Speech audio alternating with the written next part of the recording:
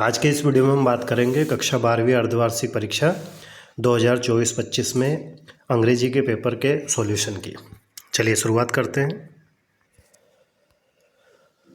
Section A में दिया गया है पैराग्राफ को पढ़कर प्रश्न के उत्तर देना है।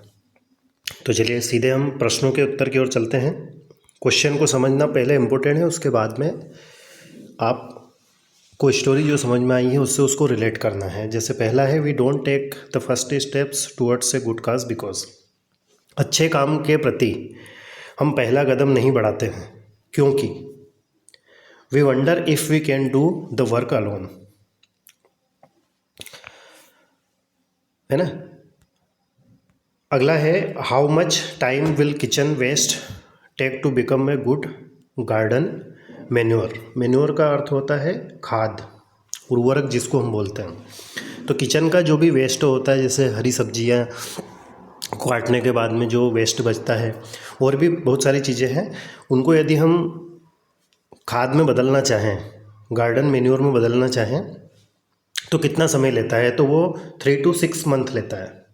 What is the result of an effective way of garbage disposal. Garbage disposal, garbage मतलब होता है कूड़ा कचरा। तो इसको डिस्पोज करने का इफ़ेक्टिव वे क्या है, प्रभावी तरीका क्या है, रास्ता क्या है? तो वो है बोथ बी एंड सी, मतलब our neighbours become clean, our neighbourhood है, माफ़ कीजिएगा, बिकम ब्यूटीफुल। मतलब हमारा पड़ोस जो है वो साफ़ होना चाहिए, सुंदर होना चाहिए। Which is to uses attitude. To uses attitude क्या है? तो ये क्या है कि किसी वस्तु का उपयोग करके बाद में फिर से उपयोग करने के बाद में फिर से उसका उपयोग कर लिया जाए, ठीक है ना, उसको टू यूजेस बोलते हैं।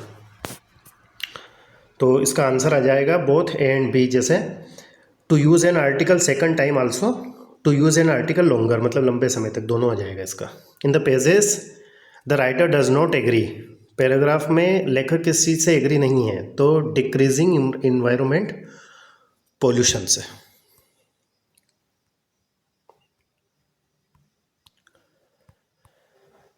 Select the option that conveys the meaning completely necessary.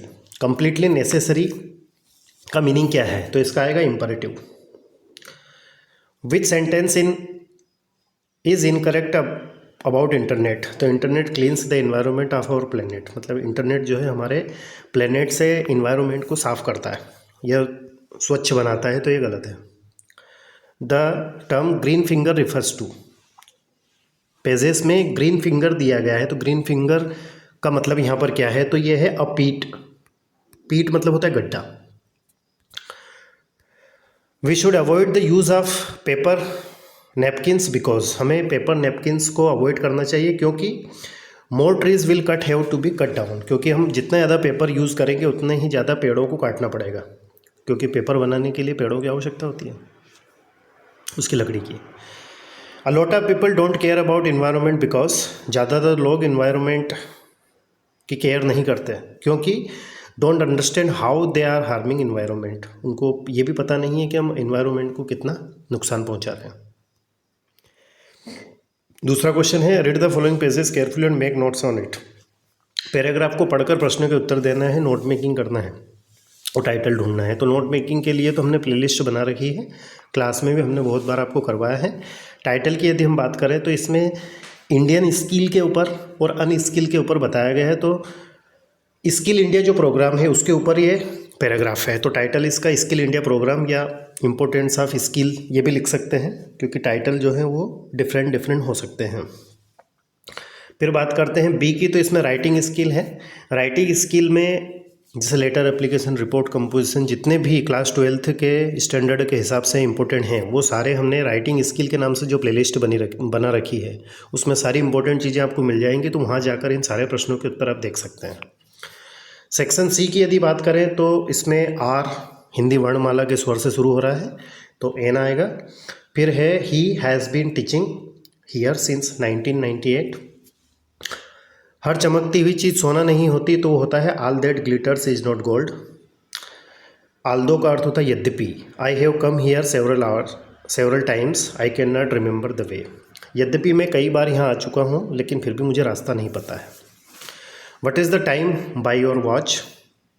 Lokesh can easily lift this heavy bag. तो एबिलिटी के लिए कैन का यूज़ होता है। 7वें का पहला है TOO के स्थान पर सो, TOO के स्थान पर दैट, और आई कैन नॉट बाय। ठीक है ना, I can not, he can not, she can not भी लगा दोगे तो यहाँ सही हो जाएगा। ये डू को आगे रख दोगे इसके स्थान पर डू और लास्ट में क्वेश्चन मार्क, तो डू द एक्सरसाइजेस रेगुलरली। फिर ये हार्डली वेन वाला मैंने आपको पढ़ाया नहीं है और मैं आपको इसको नेक्स्ट वीडियो में बताऊंगा। दूसरा एक और क्वेश्चन है जो हम नेक्स्ट टाइम करेंगे, वो रिलेटिव क्लॉज वाला है ना। बाकी ये नरेशन दिया गया है तो इसका आंसर आएगा Naresh told me that he was drawing a picture और some oranges will be bought by you. अब सेक्शन डी की बात करें तो सेक्शन डी में पहला क्वेश्चन दिया गया है कि who does he stand for in the pages, मतलब पैराग्राफ में ही मतलब कौन है, तो ये गांधी जी हैं। How much repayment did he ask for, तो 50%। द वर्ड डिसिटफुली मीन क्या होता है ना, तो ये होता है फाल्सली, मतलब गलत तरीके से, झूठ बोलकर। This extract has been taken from Indigo.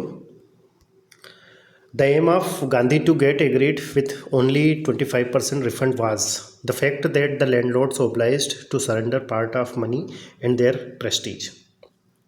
Lesson में अच्छे से क्लियर किया हमने, है ना। Who is the poet of above line? तो Robert Frost, road side stand.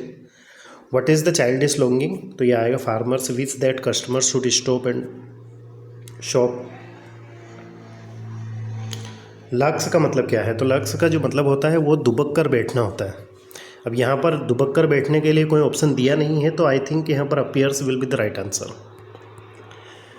Antarctica वाला पैराग्राफ दिया गया था एक्सट्रैक्ट के रूप में, तो Antarctica is perfect place to study that little changes in the environment can have big repercussions. The name of the lesson, तो journey to the end of the earth.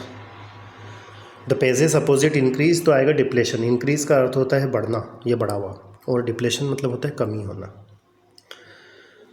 Scientist warn that the further depletion in the ozone layer will affect, तीनों चीज़ों को नहीं, माफ की जगह यह आएगा the activity of phytoplankton. Phytoplankton क्या है? एक समुद्री घास है जो कि प्रकाश संश्लेषण की क्रिया करके उस क्षेत्र के जो जीव जंतु हैं उनके लिए भोजन बनाने की फर्स्ट स्टेप है ना। तो इसको ओजोन लेयर के डिप्लेशन से प्रभावित होगा। बाकी ये क्वेश्चंस दिए गए थे, आई होप कि आपने कर दिए होंगे। यदि कोई क्यूरी रहे, कोई डाउट रहे, जल्दबाजी में वीडियो बनाया है तो आप कमेंट्स करके ज़रूर बताइए, और क्लास में हम अच्छे से और पूरा पेपर जो है वो सॉल्व करेंगे। Thank you very much for watching and take care.